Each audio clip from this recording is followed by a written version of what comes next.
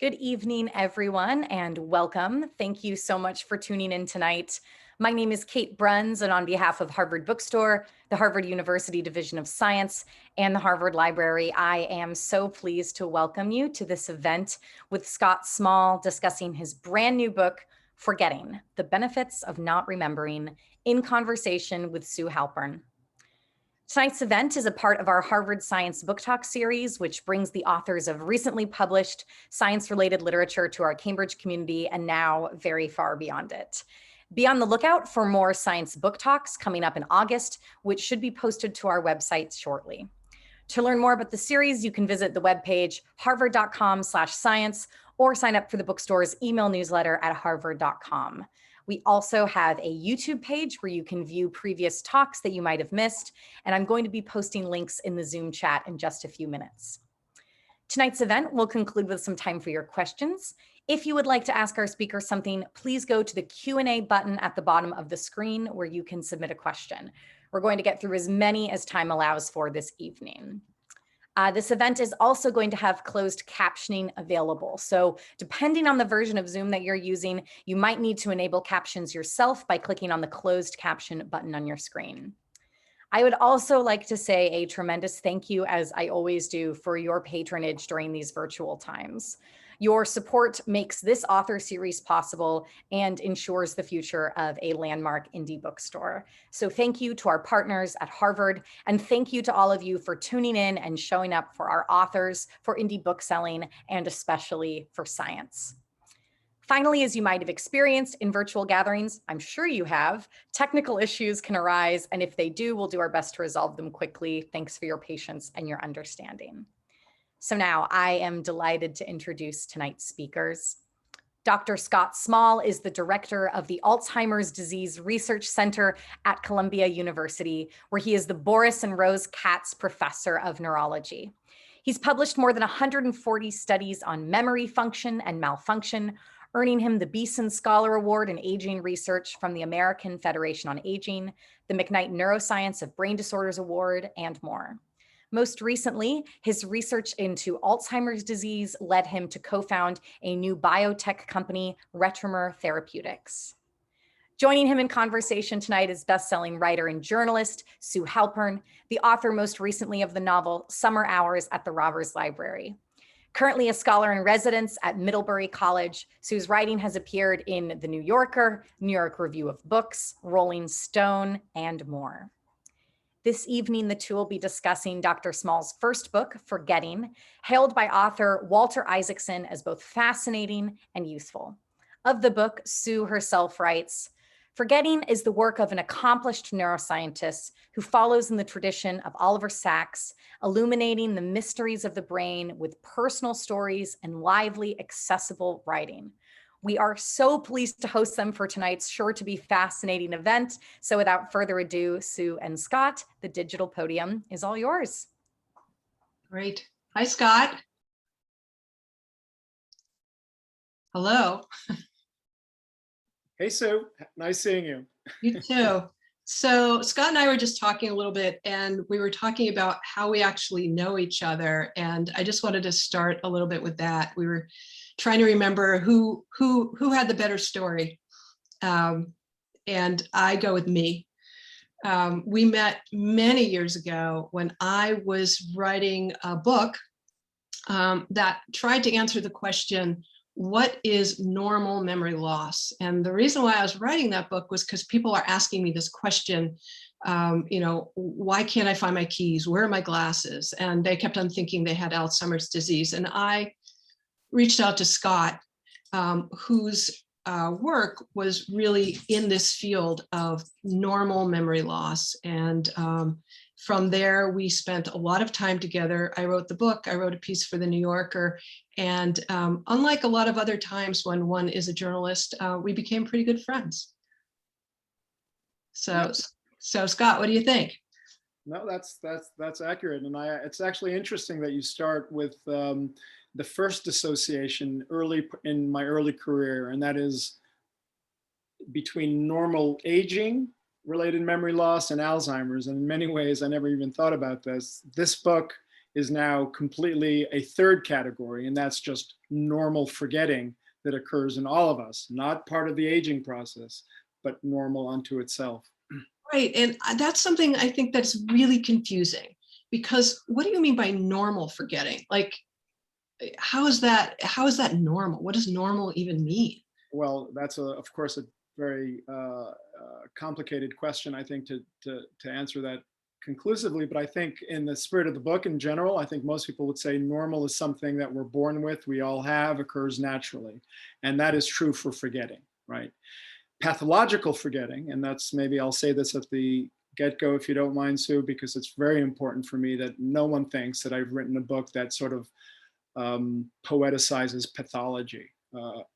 There is pathological forgetting, and that by definition means it's a worsening from your own baseline. Now, whether that's caused by Alzheimer's or the normal wear and tear of aging, that's pathological. And I would never, being exposed to all my patients, somehow say there's a silver lining to that. This is in contrast to that, something we all are born with, occurs naturally, and yet we all complain about it. One of the things you did was you say in the book that forgetting is a cognitive gift. What does that mean? How is it a gift?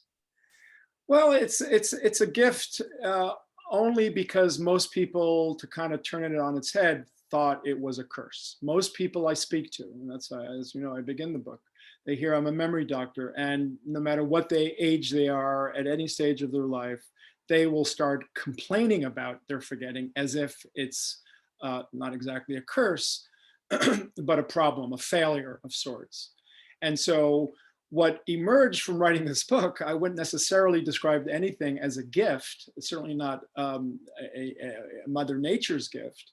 But in writing the book and in reading for it, it occurred to me that it's only by balancing memory with normal forgetting that forgetting is a gift, because it allows us to be better, smarter, happier people.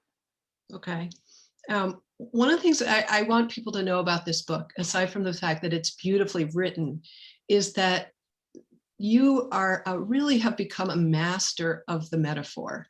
And that's really important when you're writing about science, because, you know, as we know, science can be complicated. It can be difficult to understand. Some of my favorite metaphors in this book, aside from the fact that you call yourself a brain mechanic,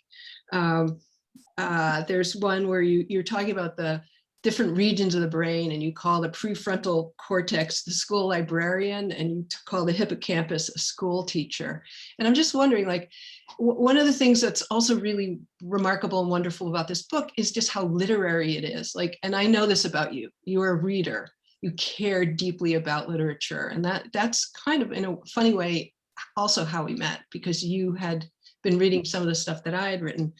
And I'm just wondering, like, as a scientist, where does literature fit into the clinical work you do, the translational work you do? That's a really, really interesting question. I'll get to the more important question in a second. On metaphors, I actually begin the book. The first chapter of the first paragraph of the chapter, in a way, is spoofing the use of metaphors, particularly for memory. There are a lot of them, and my first patient uses the only one that I detest, and that's the sort of bear trap, a steel trap analogy. There are many metaphors. The real challenge for me was not tripping on too many, but I used them sparingly when I thought deeply about what really is most helpful in trying to read the stories of the book, because this is a book about stories to try to impart the science. Now, on the influence between literature and science, I start the book with a quote from Borges, and I have a chapter on the book that talks about how Borges actually, in his short story called Funes the Memorious, this is about an Argentinian cowboy, for those who don't know, who is thrown from his horse, wakes up with an inflamed brain, and can't forget anything. The true photographic memory we sometimes fantasize about having. And Borges in the 1940s and 50s intuited, in a literary sense, that this was a curse. not the gift we think it is. And it was very interesting to me that he was writing at the same time that Leo Kanner, the father of American psychiatry, the person who introduced the term autism, started wondering about autism and too much memory. So there's an interesting link there. But clearly, in that particular case, Borges completely foreshadowed our understanding or even appreciation of the detriments of having a mind that can forget. Let's talk about autism for a minute. This was one of the chapters that I found most fascinating. It was something that I really read and thought, I have never thought of this way. And one of the things that you're talking about is that with autism, often there's a fixation on, here's a metaphor, the trees instead of the forest. And I'm wondering if you could talk more about that and about how that works in autism and why forgetting becomes so important, and how by looking at people who are autistic and what they focus on, we learn more about this concept of normal forgetting and its benefits. Yeah, it was really interesting. And in every chapter, I sort of have a guide that helps me. In this case, it was Dan Geschwin, who's one of the leading autism researchers and doctors in the country from UCLA. And in many ways, it was, I think when I talk to people about the book, it's the punchline that's harder to really get intuitively. I think most people intuitively understand you need to forget to forgive. They understand that it's not good to loop obsessively over emotional memories, right? But why would forgetting something that effectively takes away from our brains actually make us smarter and intellectually more astute? I will start, you'll forgive me, Sue, by saying if we're talking about autism, I need to say very carefully that it's not all autism, and there is a legitimate debate in the field about whether it's a disease, many diseases, or no disease at all, just biodiversity, and I'm completely respectful of that position. But it was fascinating to me to read Leo Kanner's original manuscripts, the two where he introduces the term autism. And in the second one, which is the most cited one, he basically says autism is a disorder where the kids, because there were mainly children who were presented to him at Johns Hopkins, who can't dissociate the parts from the whole. They obsess on the parts. And that's such an interesting observation. Again, in this case, foreshadowing sort of psychology, the psychology of something that's so fundamental to our cognitive abilities, and that's the ability to generalize. So the example I use in the book, which comes out of Borges, if you, and I know both you and I are dog lovers, Borges describes that if we didn't have the ability to generalize, we would not be able to recognize our dog in the morning and the evening, because after all, the visual areas of our brain are seeing very different information. We would say different dog.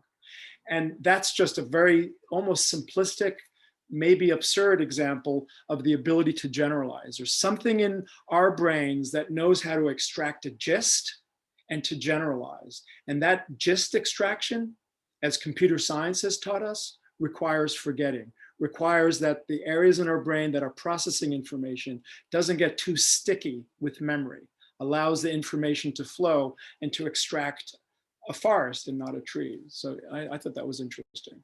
Yeah, I did too. And I was thinking about, people I know, whether or not they have autism, but just this idea of kind of intellectual flexibility, that it's dependent on forgetting. It's dependent on our brains being able to make connections and associations. And I thought that was really interesting. I was thinking about how if you can't do that, then when you look at something that is out of order, if you're looking at something and you have a kind of rigid understanding of what something should be, and it's changed, it's disturbing. It's extremely disturbing. And that's exactly what I quote a lot from Kanner, because again, he basically says that these kids are suffering from any change from their environment, any change. And in the book, I use an example to think for ourselves what it would be like. And I use an example of going to New Year's Eve in Times Square, cacophony, noise, lots of fun. I was older, we were both younger then. But even then, after a while, it became discomforting with everything being so novel and new. And one can imagine that if everything is novel and new, if your brain can't say, no, that's old, I know that, I recognize that, and organizes the clutter, squelches the cacophony, then it would really be anxiety provoking. So I think that's really interesting. I did too. And I also thought the other part of that is sort of almost like a flip side of that is your discussion about Servantism. And I just wonder if you could talk a little bit about that, because there's a way in which we look at Servantism and we think, oh my goodness, that's amazing. And it is amazing. But from what I get from reading you is that the gift of Servantism is the flip side of that is this a kind of inability to generalize so I just wonder if you could talk a little bit about that. I think that's true. Again, I might say this a few times, you know me, Sue. I don't want to simplify too much on this sort of seesaw, but that actually is generally true. In other words, this idea of having a pocket of incredible ability to store lists of information, that is what so Servantism just means that you have a pocket of cognitive ability that's much better than everything else. In this case, it's not for the kind of flexible creative memories we talk about. It's really for specific list learning and music memorizing. And that ability might very well reflect the sticky cortices that are able to store all this information. And it might, although I'm not sure about this, it might come at the cost. Well, it probably does. I guess I would have to infer that, but I, again, want to be careful. It comes at the cost of being able to generalize and to not get stuck on the details. But here you are, you are one of the great, neuroscientists, translational scientists. You know a lot. You have got a lot in your big brain. You don't have to agree with me, but how does a person like you, someone who's super, super smart, but also has to keep a lot of stuff in their head, be able to do that? I mean, there's a kind of weird level of Servantism in people who have this ability, as you do, to know so much and not forget what not forget. I gather I'm allowed to disagree in this discussion. I'll disagree with that in a way that, and it actually links to this other chapter on creativity, that people who know a lot often, they don't know the details. They remember gists. So, the old story about chess players, the 7 plus or minus 2. You don't actually, you remember chunks, but if you were to remember actually every detail, you wouldn't be able to store a lot of information across multiple domains. You might be in one domain, you'd be able to be like a robot sort of listing things, but the ability to synthesize across multiple domains, which is one definition of creativity, requires extracting gists. And that ability requires some forgetting, which I learned from writing this book. And I will tell you, and if there's any of my ex-medical trainees on the call, they will tell you I was never the one who can just sort of list through a differential diagnosis. I don't think my memory is necessarily excellent. It was good enough, but on that kind of rote memory, in terms of synthetic thinking, which is a form of smartness, I think actually forgetting might be helpful there. That's interesting. That's good to know for all of us. Part of this book is pretty personal.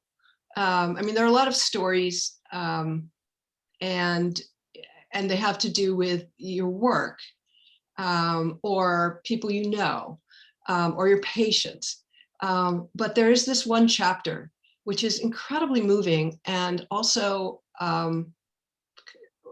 a little upsetting, not in like real terms, but just to read it, to know, and maybe this is just because I know you, but it's your chapter on PTSD, and it's very personal.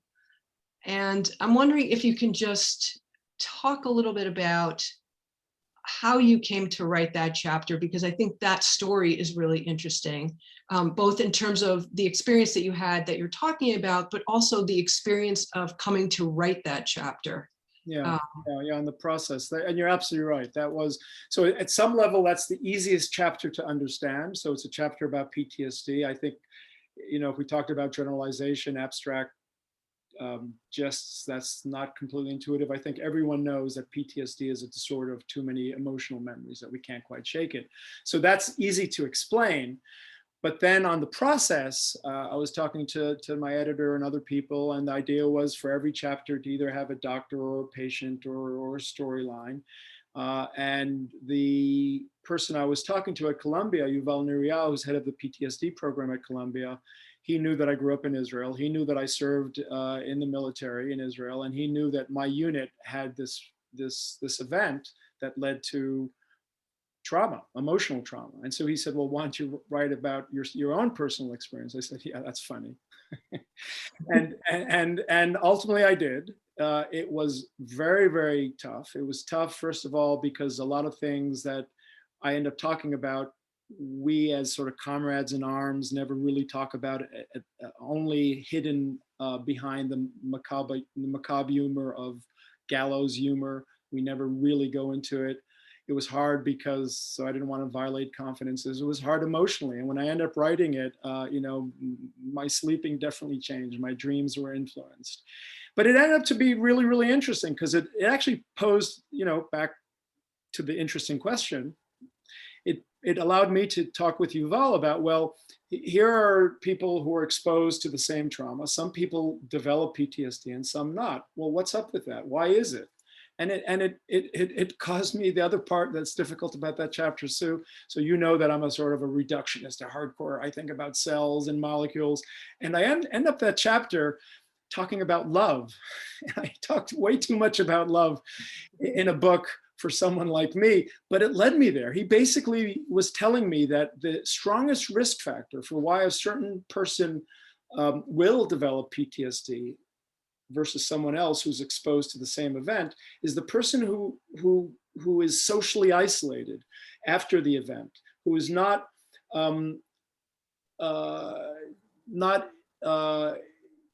exposed to the kind of social fabric of love and laughter, are those people who will develop PTSD, or at least as a risk factor. Obviously, a lot of complicated things.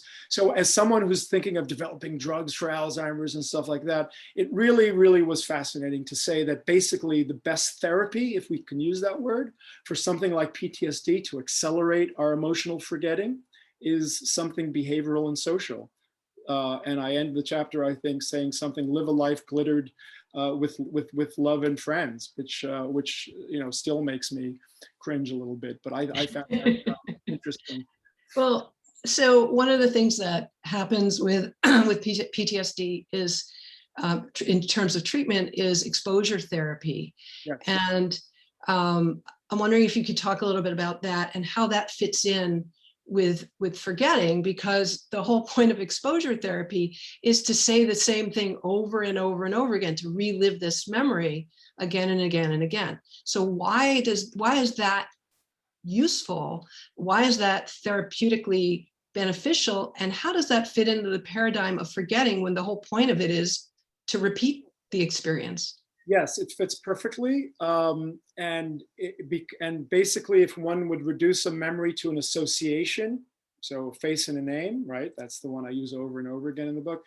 But in this case, it's an event and an emotion. That's what's being associated. That's what's being stapled in the setting of PTSD. So what exposure therapy does is it loosens that association by exposing to a phobia, let's say, over and over again, but now not associated with the painful association. So it actually does exactly tap into the science of forgetting and how forgetting actually happens. So if memory, in a very simplistic way, happens when two pieces of information represented by two neurons strengthen their connections, forgetting essentially happens when those connections are loosened. And so if I show you an event over and over again, but now without the associated painful memory, you actually are engaging your forgetting mechanisms to dissociate that memory, that emotional memory. And one of the things you also write about, sort of briefly mention, is the use of drugs like ecstasy for the treatment of PTSD and probably for other things as well. And I'm wondering how that interrupts the memory formation, how does it enhance forgetting? What does it do? Well, it's really interesting, and you use the right term, wondering about formation. So, many, I think, people know that just like a computer, we divide memory into the formation of memory, the shifting it from a short term to a long term, the shifting, the retrieval, and then the storage of memory. And for the longest time, emotional memories were thought to be distributed. Of course they are, but one of the really interesting, really good science that has come out in the last 5 years is that emotional memories truly are stored fundamentally in one part of the brain called the amygdala. And one of the things that ecstasy does do is sort of turn down the amygdala. So basically, this is very simplistic, but not far from the truth, that when you think of a childhood bully or of an emotional memory, your amygdala is activated and is firing. And people who have PTSD have a brain on fire with too much memory activation in their memory storage areas. And one thing, not the only thing, but one thing that oxytocin does is dial down that activity, which is effectively another way of relaxing those fearful memories from looping into our minds. But why is that permanent? Like, why doesn't it only affect you while you're in that state of being receptive to the drug? Right. And why, when the drug passes, doesn't its effect pass? Right.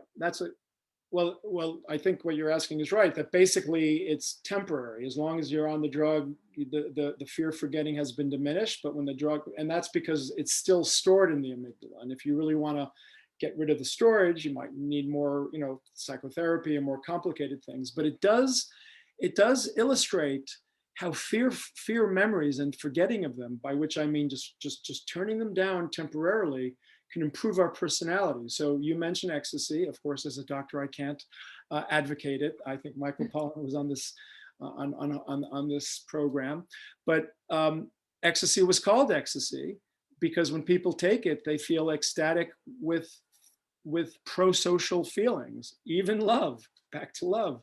And ecstasy does a lot, but one of the areas of the brain that it does the most in is really to turn down activity in your amygdala. So if you think of your hard drive just cranking out, just too hot and burning and feeding information onto your screen, it turns it down, which is a great personal way to experience the benefits of not completely eradicating fear memories, but at least squelching them momentarily.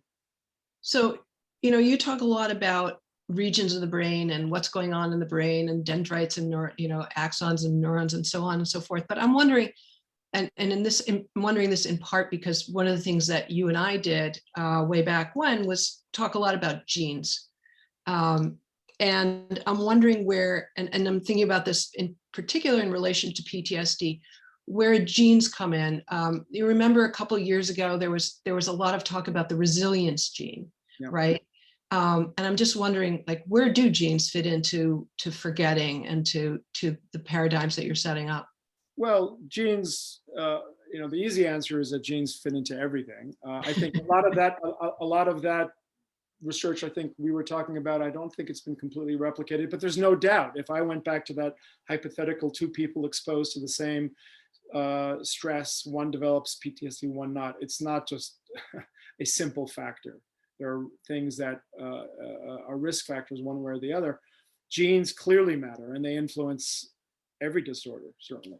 I think what's interesting, as far as I know, with PTSD is that there's no monogenic gene, like there is a single gene that can cause Alzheimer's, or a single gene that can cause Parkinson's. So it's always going to be part of this gamish of many risks, whether the risks are many, many genes somehow interacting with many environmental effects, but genes matter. But in this case, the one thing to consider is that you can't do yet anything about your genes, but you can do something about your social structure. You can do things about something about trying to accelerate forgetting by tapping into the mechanisms of forgetting. So I think therapeutically, we might as well focus on things we can modify. Right. This actually fits in so well with your other work, your work on Alzheimer's, or maybe just on normal memory loss, in which, you know, you do a lot of work talking about nutrition and also about exercise and how that helps with the normal process of memory loss, you know, normal cognitive aging. I'm wondering, I know we'll probably have to turn it over to questions pretty soon, but one of the things you say pretty early on in the book is, we know now that forgetting is beneficial. How do we know that now? Well, it's a great question. It's a good way to maybe wrap things up. And it relates to what you were asking about my work in pathological forgetting. So when I say the new science of forgetting, so everyone always thought, you know, forgetting is a failure of memory, not just everyone, but doctors and scientists. I was raised on that premise. The new science of forgetting has shown us that there's a completely separate group of mechanisms in our neuron that govern forgetting versus memory. In other words, it's not just memory failure. You have two separate control knobs, you know, a braking system and an accelerating system. That by itself, that's for normal forgetting. That by itself suggests that it's not just the rusting of memory forgetting, normal forgetting. Now, it implies that it might be beneficial, but that's a slightly dangerous inference to make on the idea that, well, if nature endowed us with something, there must be a purpose. Nature has endowed us with an appendix, and there are many examples of where that logic can be slippery. But then what I do is I go chapter by chapter, reviewing neurology, psychology, even philosophy, to show how, now that we know that there are separate mechanisms that work in balance, we can show what happens when that normal forgetting goes awry. And that's what allows me to conclude that it's beneficial. Now, I do want to say something about the distinction between pathological forgetting and normal forgetting, what you began with, or what we began with. It turns out that the molecular mechanisms that are pathological, that underlie pathological memory, target the molecular components in our neurons that regulate memory. So pathological forgetting is truly is memory failure, but they don't touch the molecular mechanisms that regulate forgetting. And that is, I think, a nice way to distinguish. You were asking me in the beginning, how does one distinguish pathological forgetting from normal forgetting? One way is just you know, your own experience. But even at the molecular level, if you peer inside neurons, you see separate toolboxes, one for forgetting, one for memory. It's the memory toolbox that's targeted by both aging and Alzheimer's slightly differently. Great. All right. I'm gonna stop grilling you and let Kate take over and let other people ask you questions, which I'm sure they'll want to do. Thank you for the questions, sir. They were great. You're welcome. All right, we have been receiving some great questions. Just a reminder to anyone who's watching tonight, if you would like to submit a question, go to the Q&A button at the bottom of your screen. Let's see, I'm going to start with this question from Lawrence, who asks, are we talking about absolute forgetting, or are we talking about the ability to selectively attend to more general concepts? If I understand the spirit of the question, it's more the absolute. It's just a trait we're born with. It's not, you know, the issue of attention always informs memory and forgetting. We're inattentive. The way neuropsychologists view the brain, slightly simplistically, they organize the brain into different components. You have attention, you have memory, you have forgetting. So it's, I think, more of what the questioner was asking, more the absolute trait itself. Yeah. We have a question from Abhishek, who asks, why does forgetting evoke such deep emotions and a sense of loss compared to pathological forgetting? Hmm. That's why these are great venues, because I get questions I never considered. Well, first of all, speaking for my patients, they consider pathological forgetting pretty devastating. So I'm not sure I completely agree with the premise of the question. I do think, though, that normal forgetting, under the old rubric of it being a memory failure, in a world where we're so competitive, in a world where we're information laden and we want to be the person who can quote stats and poetry, I think we beat ourselves up too much about normal forgetting. One of the things that I've experienced from writing the book is I've stopped bristling at my moments of normal forgetting. Hopefully it's normal. I'm right at the edge where it could be both. But I think that's a really important point. We shouldn't, I'm not saying, celebrate your foibles. Forgetting, normal forgetting could be frustrating, obviously, but accept it as part of our makeup, because with that, we also enjoy many benefits. So I would say if the questioner is really feeling a lot of negativity over their own normal forgetting, maybe by reading this book, you can relax on that a little bit. So Lou asks a question similar to kind of what you were just talking about. So Lou says, now that I'm over 80, I'm having more trouble memorizing poems or speeches for theater. Should I give up feeling disappointment, or are there techniques I might be able to use to do this a bit better? We have some other questions as well about kind of techniques people can try. Yeah, so I hate to do this, but I have to really say something which I think is obvious. Obviously, if I'm being asked clinical questions, which this might be, I think it's self-evident that I can't really be giving advice, clinical advice. I will say, because I get this question from a lot of friends and family who call me and complain about a worsening of their forgetting, I do think it's worth seeing a doctor for, just because you really want to make sure that there might be something that might be treated. So I will make that recommendation. Let's assume it's normal forgetting, normal age-related memory loss, sorry, not normal forgetting, pathological forgetting that's not caused by a disease, but like presbyopia, it's normal age-related memory loss. Is there an intervention like wearing glasses that can improve my memory? The answer is that there must be. And I say that because we know so much about the brain. The brain is basically plastic, and we know the mechanisms that govern it. There must be ways to harness that plasticity to enhance memory in later life if it's not Alzheimer's disease. What's surprising given that is how difficult it is to find that right prescription.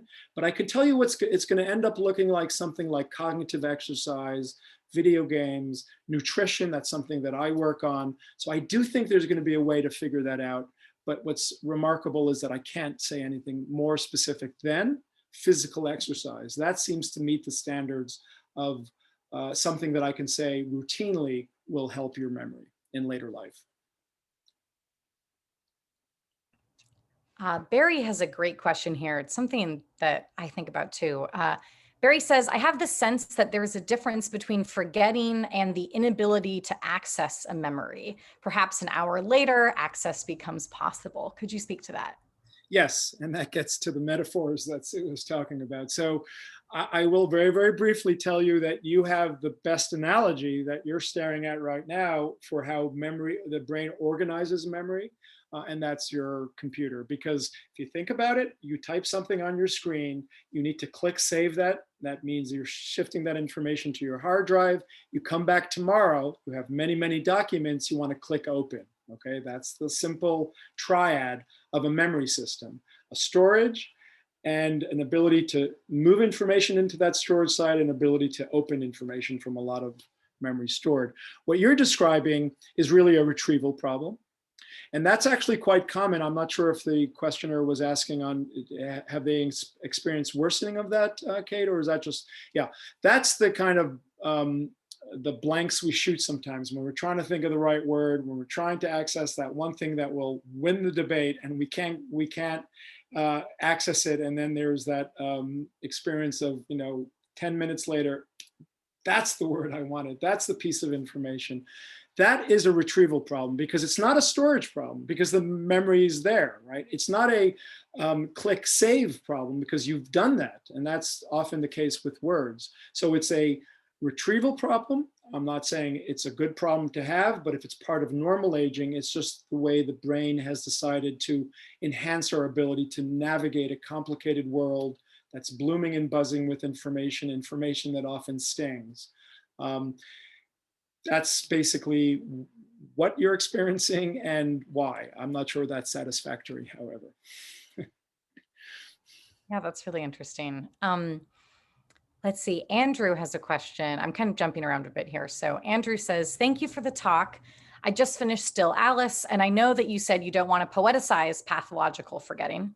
But in the nature of optimism, are there silver linings you talked about today in regards to normal forgetting that are also applicable in some way to pathological forgetting? Well, thank you for that question, because my patients have taught me a lot, and this is a good opportunity to acknowledge them, and I dedicate the book to them.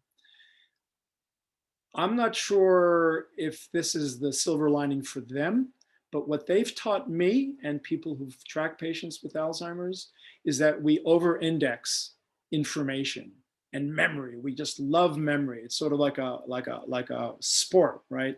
Who can remember more? Who can quote more? And what my patients, particularly in the early stages, not the later stages, and the early stage of Alzheimer's can last for 10, 15 years now, we know. In that stage, when they're having a difficult time retrieving information, storing new information, a little bit unfocused, they still have taught me they can live a full emotional life. They love their family, they love art, they laugh, and they love art. And so the lesson that I've learned from my patients, and I thank them for that lesson, is that I certainly live in a world where we over-index information. I had to memorize cranial nerves and differential diagnoses. They've taught me that it's not all about memory, life.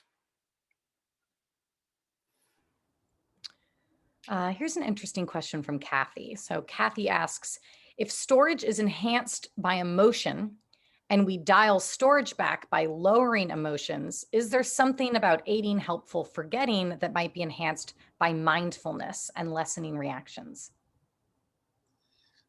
I'd like to make sure I understand the question. So might mindfulness help with accelerating emotional memories? I think so. And I think, Sue sort of talked about one form of psychotherapy to accelerate emotional forgetting, and that's exposure therapy. But more detailed cognitive behavioral therapy, CBT, and talk therapy, in many ways, what that tries to do, this is, I'm sure the psychologists on the call will object to this simplification, but basically what you're trying to do is to disentangle a memory from its associations. And if you're mindful of why something triggers a negative feeling, I can very easily imagine how that will accelerate the forgetting process by dissociating those connections we talked about earlier.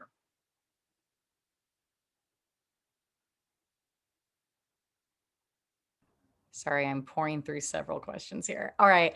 An anonymous attendee says, I've always felt like a good night's sleep has helped with my memory, and I wish I could get it more consistently. In addition to physical exercise, is there any evidence to support this? Well, that's so interesting, because I do talk a lot about sleep in the chapter on creativity. And it turns out that sleep does two things that improves your mind.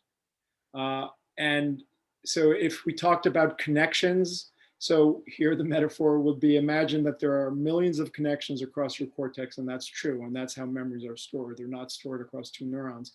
And so now imagine a field of grass of connections, right? Basically, that's what happens when you live your day. There's so much information that our brain is being exposed to, most of it not important. And yet our brain is sticky with storing that information. What sleep does, first and foremost, it allows us to smart forget. Sleep, we now know, induces forgetting for the information that's unnecessary, for the chaff, so to speak. But at the same time, and this is where the grass metaphor works, if it's just mowing down all these connections of information we don't need, it topiary-like accentuates the memories we do need. So in certain sense, it does help certain aspects of memory. But fundamentally, if anyone has been forced to be awake for 2 or 3 days and they feel like their mind is staticky and they can't concentrate, that's because they have too much extraneous information. It's a great way to experience the detriments of not having forgetting. It's a mind that has not benefited from the forgetting mechanisms that occur during sleep. That's really interesting. Okay, so this question reminds me, you talked about Borges earlier, but this question reminds me a lot of Proust. So the question from Han is there a special role of music in helping memory retrieval? So we think of the sonata, I think it's the sonata in Proust, or the Madeleine cookie if we're thinking of other senses. So is there a way to help with memory or maybe to help with forgetting? Because now that I'm sorry, is there a role of music in helping memory retrieval? But yes, absolutely. There absolutely is. And maybe I should have been coached not to offer too many opinions, but I will tell you, I love Proust, but Nabokov got it more accurately about memory. Proust sort of describes memory as a sort of opening up of a pop-up book and it's all there. Nabokov was the one that showed that memory is not a museum of natural history, but a museum of modern art. And I think if we're going to go for literary references, I would read Speak Memory. But on the point of music, it's so interesting. So yes, music, odors, any stimulant, again, back to the fundamental unit of memory is associations. Anything that will trigger that association will be effective and evocative. And odors are like that, songs are like that, because they are sort of onto themselves often, particularly if they're during our earlier years. One super interesting observation, if I can extend on that, in patients with Alzheimer's, often patients who are musicians, they lose a lot of information. We talked about how their hard drives ultimately get affected, but often their musical abilities are maintained, and it's quite remarkable to see, and it gives them a lot of joy.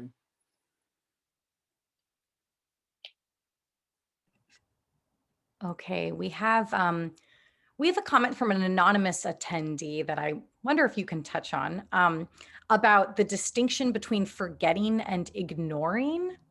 I don't know if you've had that question before. I haven't, but I think I understand the essence of it. I think, sometimes when I hear people complain about forgetting, and I start the book slightly arch by saying, I'm a little tired of people complaining about forgetting because it's great for you to celebrate your forgetting. I don't mind anyone asking me questions, and I quickly qualify by saying it's the privilege of doctoring to offer advice. But often when I hear about people who describe their memory, they say, well, I'm really good on things I pay attention to, and I'm not really great on things I ignore. And that might be true. There's certainly truth to that. Obviously, if you're a chess player and focused on one thing, you'll remember certain things better. But often I think that's a post hoc narrative. I think people actually just have forgetting for certain things. And it's not so much whether they're neglectful or not. But I'm not sure if that's really what the anonymous questioner was asking.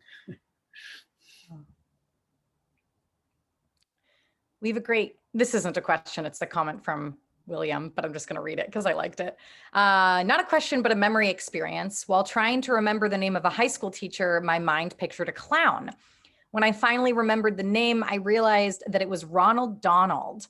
I was associating that name with the well-known McDonald's clown, and my brain was just showing me the way. I liked that. That's actually spot on. And I don't know if anyone has heard about these memory magicians, right? These almost these memory athletes who can walk into a room and memorize 200 names in a setting. It's quite remarkable. And what they use is exactly that. They actually tap into what the hippocampus does in creating a scenario. And the more you populate that stage with information and associations, the more you can actually retrieve the memory. So that's a very interesting anecdote. And I think it fits with what I understand the way memory works. Yeah. We have another question about sleep from Anna, who says, regarding sleep helping aspects of memory, is there a difference between natural sleep and sleep with aids, such as medication? Yes. Yes, that's a great question. And there's a real debate about that because there is apparently a difference. Now, I'm not a sleep doctor, but I know enough about this to know that now when Anna's talking about sleep aids, I think she's talking about pharmaceuticals or other ways of engaging with sleep hygiene and stuff. But the medications we take, the soporifics as we call them, are fraught. They're problematic. The one thing I'll say, and now I'm sort of offering an opinion that's outside of my area of expertise, I find that we tend to obsess over the 8-hour sleep slot. It's almost the industrialization of sleep. We need to go to sleep at 11 and wake up at 7. And if I have less than that, I'm not going to function. What we really need, and we do need actually 6 or 8 hours of sleep a day, but it doesn't have to be within a 24-hour period, within one block. And so if you take a quick nap, or if you go to sleep early, wake up in the middle of the night and then sleep in a little bit, as long as it's 6 to 8 hours, that seems to work. And the reason I say that, because I meet many people who are so obsessed at this block idea that they end up over medicating themselves. And these soporifics, as I think most people know from just the general press, can get people into trouble. It's not identical. It's not the same thing. Were you just saying, or were you saying just now that it's like not the, I guess I keep reading things about how taking a nap for longer than a certain amount of time is a bad thing. Well, I'm not going to argue on that because I'm not a sleep Yeah. doctor. I don't think it is. I think, your boss might think it is, if you have a boss. But I do think that what sleep physicians have told me, and physiologists, the 6 to 8 hours is right. And by the way, we all do it down to flies. It's not just us. All animals do it down to flies. It's crazy. Yeah. And yet it doesn't have to be in one block. That I know for sure. And so there's this great descriptions of Catherine the Great. I forget who wrote the biography, which I read a few years ago, where she would go to sleep. Of course, she's Catherine the Great. She can do whatever she wants, but she would go to sleep at 8, wake up at 1 in the morning, do whatever she wanted to do for a few hours, and then go back to sleep. And I have to say, when I wake up in the middle of the night and have an important day, I try not to fight it and go right to my Ambien. I try to say, well, maybe I'll just read a chapter for a half hour and I'll go back to sleep. That seems to help me. And now I'm getting a little too personal again, Sue. So there you go. Okay, I've seen this question a couple of times. So not to be clinical, but are there techniques for forgetting things that you want to forget? That's such a great question. That's been asked of me since I published the book. So remember to sleep. I'm sure, we talked about exposure therapy and formal ways of doing it. It does seem like a tautology or a Mobius strip. If I'm going to say, remind yourself to forget, that seems like it's not going to work. So I have spoken to a clinician who has mentioned that they are thinking of that. One thing I can say, which I find interesting, is because I am developing drugs for pathological forgetting, that marriage counselors have told me that if I ever develop a drug that will accelerate forgetting, please contact them because their practice will surge. And I think that's actually funny, but sort of interesting on the point of trying to let things go if you can. As far as I know, there are no drugs out there. Actually, there are. The drugs we talked about. Oxytocin does that, but only temporarily. Ecstasy does that temporarily. I think there's a real interesting research now into both MDMA, ecstasy, and LSD for PTSD. And that's a story to track. That's going to really go the distance. I think most people feel that. And to a certain extent, that's a pharmacological way to ultimately eradicate fearful memories. But nothing, one thing I can say, and I do say it in the book, and maybe, Sue, I was thinking of you when I wrote it, eye-to-eye contact. We talked about socialization, right? And how the PTSD doctor taught me that socialization is a way to induce fear of forgetting.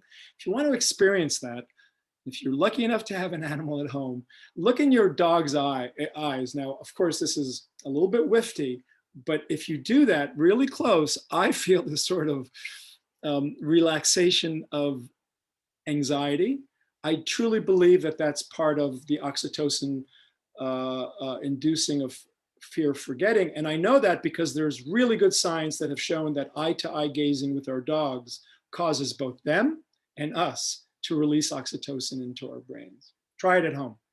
I can try it right now with my dog right next to me. Okay. Abhishek, again, has another really interesting question in here. Autistic patients show behavioral inflexibility and repetitive behavior. How might forgetting play a role there? Yeah, so that actually works with the formulation. And again, this is just a loose interpretation of Kanner's view and some other views. There are many views about autism. We cannot reduce this, but it works because if you really have no forgetting, so what the research has shown from the basic science, if I ask you to learn a maze, a way out of a maze, you'll need your memory to do that.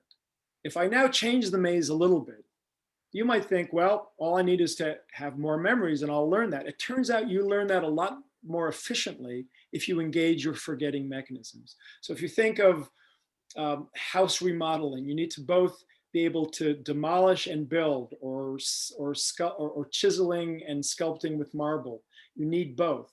And that's turned out to be actually true, that you need your forgetting to be flexible in the face of a very rapidly changing world.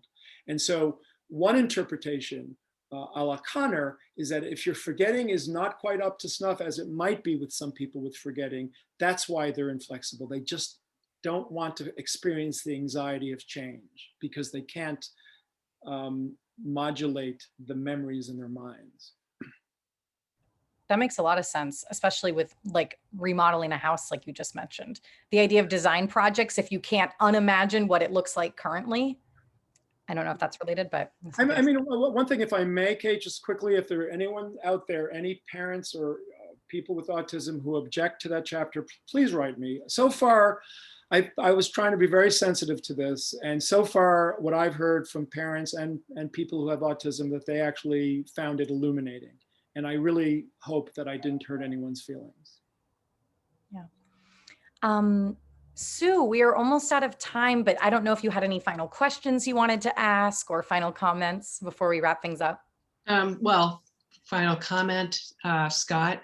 I think that everyone who is listening to you is definitely going to want to read the book, which is to their benefit. I think it's great. I did have one question when you were talking about the drugs for sleep, and you mentioned Ambien.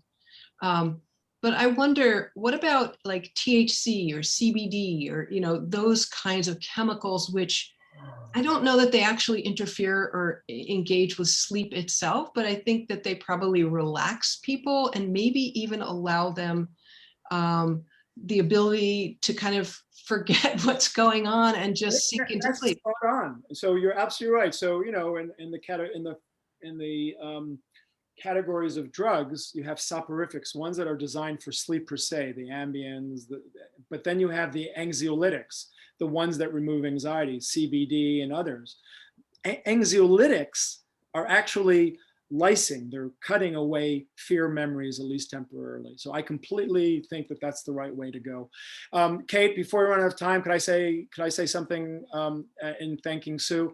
So if you do read the book, go, and if you do make it to the end, if you get to the acknowledgements, you'll see that Sue is someone I deeply, deeply thank, and that was genuine. This was a new experience for me. I'm meant to be a good science writer. Without hubris, I swear, I didn't realize that writing a general science book is like learning to use a new musical instrument. And Sue was with me throughout the whole 2 or 3 years I was writing it, including one dark, dark winter night when I thought I couldn't pull it off. So I'd like to thank Sue. And for those who haven't read Sue, she's one of my favorite writers, particularly about science, but anything. So she's been a real, real great mentor for me. So thank you, Sue, in public. Thank you, Scott, for that. And really, thanks for the book. I mean, I really think that people are going to learn so much and maybe get a little less fearful of, kind of natural processes as not only as we age, but just as we go through our lives. So I think it's a real public service, but it's also just for anyone who hasn't read it. It's a really good book to read. It's really, I don't know if fun is the right word, but it's so easy to read, and you learn so much. I did, and I spent a fair amount of time talking to you over the years, and I learned a ton. So I'm sure everyone will. Thank you. Thanks both one more time. And the final thank you everyone at home for joining us this evening. If you would like to learn more, I've put links in the chat, but copies of Forgetting are for sale on harvard.com, and you can learn more about the Harvard Science Book Talk series. So on behalf of Harvard Bookstore, the Harvard Division of Science, and the Harvard Library, have a great evening, everyone. Please keep reading and learning, and please be well. Thank you. Thank you, Thanks, Kate. Kate.